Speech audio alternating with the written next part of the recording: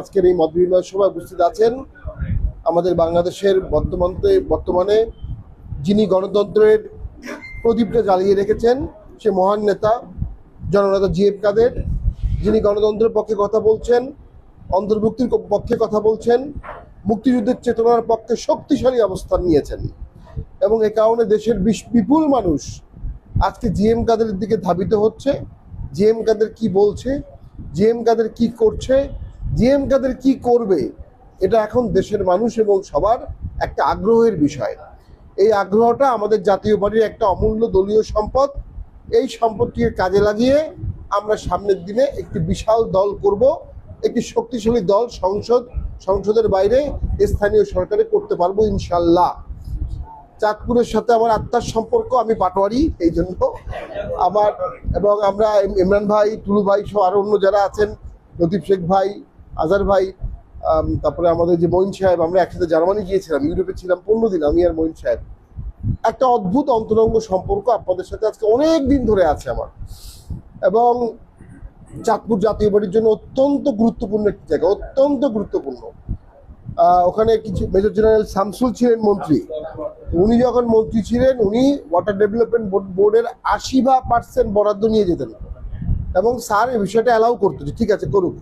আমি স্যাঙ্গারচলে যখন গেলাম গাড়িতে করে, একটা বাঁধের উপরে দেখলাম অসম্ভব সুন্দর একটি বাঁধ, গাড়ি যাচ্ছে, বাঁধ আর শেষ হয় না। পরে শুনলাম 54 কিলোমিটারের সার্কেল বাঁধের স্যার করছে, 54 কিলোমিটার। স্যাঙ্গারচলের ভেতরে যে 3 লাখ মানুষ, ওই এক বাঁধের কারণে 3 লাখ মানুষের 3 ফসল হয়, এখন 4 ফসল হয়। দারিদ্রতা পার্মানেন্ট রিমুভ করে দিয়েছে। এইটা হচ্ছে এরশাদের কাজ। সেই লোকগুলো এরশাদকে ভুলবে কিভাবে? কখনোই ভুলতে পারবে না।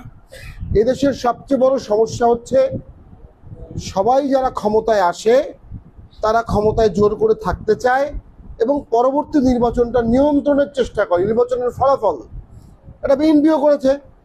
বিএনপি 21শে আগস্টের গ্রেড হত্যা হলো, সেখানে জজ মিয়ার নাটকের একটা অভিযোগ আছে।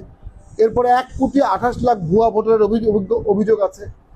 এরপরে বিচারপতিদের বয়স 2 বছর বাড়িয়েছিল এ কারণে যাতে তাদের পছন্দশীল বিচারপতি ক্যাটার গভর্নমেন্টের হেড হতে পারে।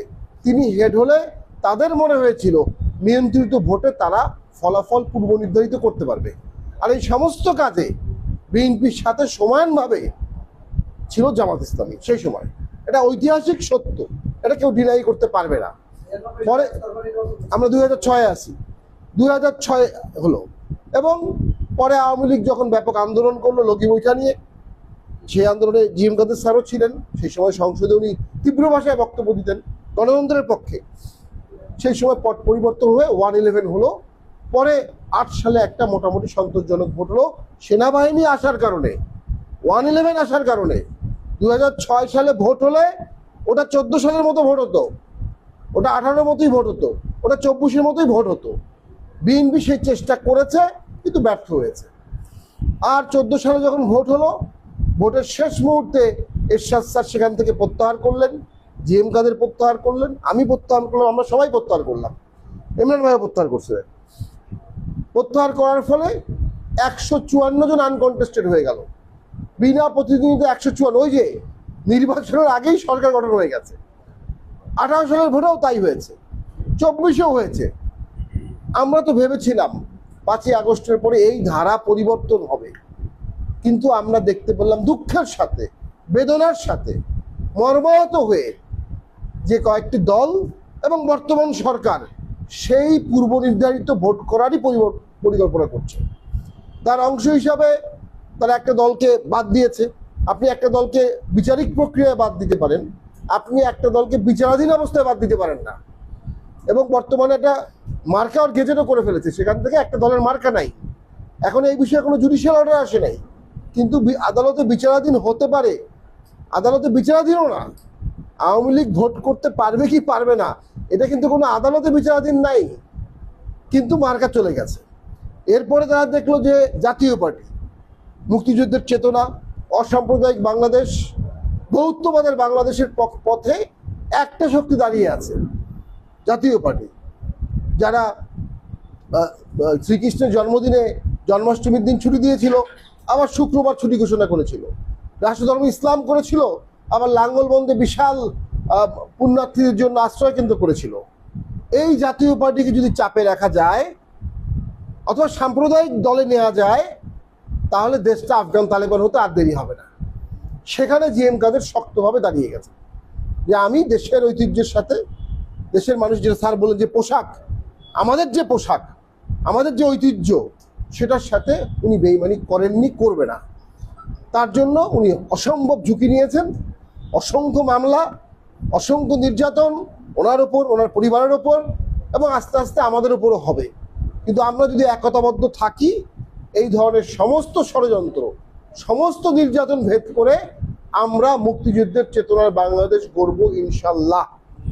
সেক্ষেত্রে চাঁদপুর জাতীয় পার্টিকে অসাধারণ ভূমিকা পালন করতে হবে। আপনাদের ঐতিহ্য আছে, চেতনা আছে, রাজনৈতিক শিক্ষা আছে, এবং পোর খাওয়া রাজনীতিবিদ আপনারা। লতিফ শেখ ভাই কত পুরনো রাজনীতিবিদ, 2 বার বারের সভাপতি ছিলেন, 2 বার সেক্রেটারি ছিলেন। ইমরান ভাই সারা জীবন রাজনীতি করেছে। আপনারা যে লোকগুলো আছেন সবাই দেখে বোঝা যায় বাংলাদেশে অনেক দল হয়েছে। এই সরকার সমস্ত কিছু ঢেলে দিয়ে এনসিপিকে দাঁড়ানোর চেষ্টা করেছে। এনসিপি আপনাদের মতো নেতাকর্মী পায়নি, একজনও পায়নি। আমরা মনে করি বর্তমান সরকার ভোটের নিরপেক্ষতা হারিয়ে ফেলেছে। তারা একটা পূর্ব নির্ধারিত ছকের ভোটের দিকে দেশকে নিয়ে যেতে চাচ্ছিল, তাদের সেই ষড়যন্ত্র ব্যর্থ হবে। সরকারকে নিরপেক্ষতা দেখাতে হবে, অথবা নিরপেক্ষ সরকার আসতে হবে। নিরপেক্ষ সরকারের অধীনে নিরপেক্ষ ভোট হবে, জনগণের রায় মেনে নেওয়ার ভোট হতে হবে। যেই ভোট জনগণের রায় মেনে নেওয়ার হবে না, যেই ভোট সরকারের রায় মেনে নেওয়া হবে, সেই ভোটে জাতীয় পার্টি সমর্থন করবে না, করবে না, করবে না। এর জন্য যদি আমাদের সর্বোচ্চ ত্যাগ করতে হয়, আমরা সর্বোচ্চ ত্যাগ করব, কিন্তু নীতির প্রশ্নে আমরা আর কখনোদিন আপোষ করব না। এবং সেজন্য সমস্ত জাতীয় পার্টি জিএম কাদেরের হাতে এখন একতাবদ্ধ। জিএম কাদের যা বলবেন সবাই আমরা তাই করব। লাঙ্গল মানেই জিএম কাদের, জিএম কাদের মানেই লাঙ্গল। জাতীয় পার্টি মানেই জিএম কাদের, জিএম কাদের মানেই জাতীয় পার্টি। আর যদি জিএম কাদের হাতে কোনো কিছু নাও থাকে, আমরা কর্মীরা তার সাথে আছি।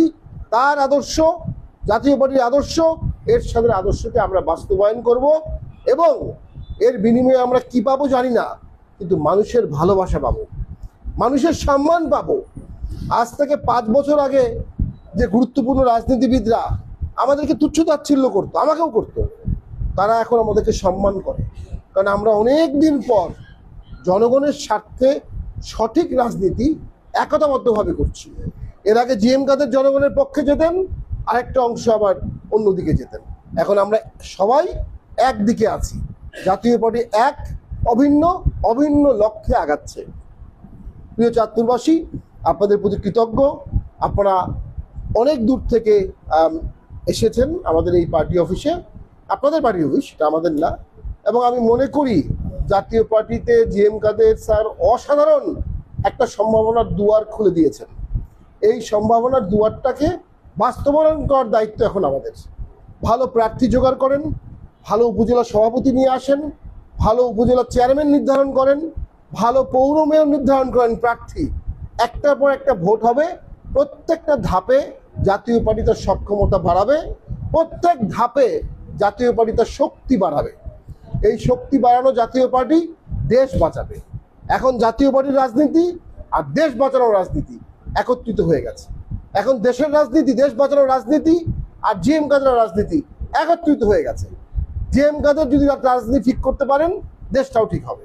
জিএম কাদের যদি কোনো কারণে ব্যর্থ হন তার আদর্শটা বাস্তবায়ন করতে, দেশটাও ব্যর্থর দিকে চলে যাবে। সকলে মিলে এই দেশকে বাঁচাতে হবে। জিএম কাদের আদর্শটাকে, তার দিক নির্দেশনাকে বাস্তবায়ন করতে হবে। আমি স্যারের সাথে ঘনিষ্ঠভাবে কাজ করছি। ওনার যে মেধা, ওনার যে প্রজ্ঞা, ওনার যে দূরদৃষ্টি, ওনার যে তথ্যসূত্র, এগুলো অনেক উঁচু লেভেলের, এবং আমরা অনেক সময় বুঝি না। 3 বছর আগে ওনার সাথে আমার যে কথা হতো, আজকে তাই ঘটেছে। 10 বছর আগে উনি জেনেছিলেন একতরফা ভোট হলে কি হবে, 10 বছর পরে তাই হলো। 10 বছর পরে তাই হলো। আওয়ামী লীগ তার কথা শোনেনি, ভুল করেছে। এই সরকার যদি তার কথা না শোনে, এই সরকারও ব্যাপক ভুল করবে। সামনের সরকার আমরাও হতে পারি, অন্য কেউ হবে, যেই হবে জিএম কাদেরের পরামর্শ নিয়েই দেশ চালাতে হবে। আমার বক্তব্য দীর্ঘায়িত করব না। আপনাদেরকে অসংখ্য ধন্যবাদ। আপনারা কষ্ট করে আসছেন, বারবার পার্টি অফিসে আসবেন। 11 তারিখে সম্ভাব্য আমরা সারা দেশ থেকে নেতাকর্মী নিয়ে এখানে একটি কর্মী সমাবেশ করব। আপনাদের সবাইকে বিপুল লোকজন নিয়ে এই কর্মী সমাবেশে আসতে হবে। এই কর্মী সমাবেশের সাফল্য অনেকটাই চাঁদপুর জাতীয় পার্টির উপর নির্ভর করবে।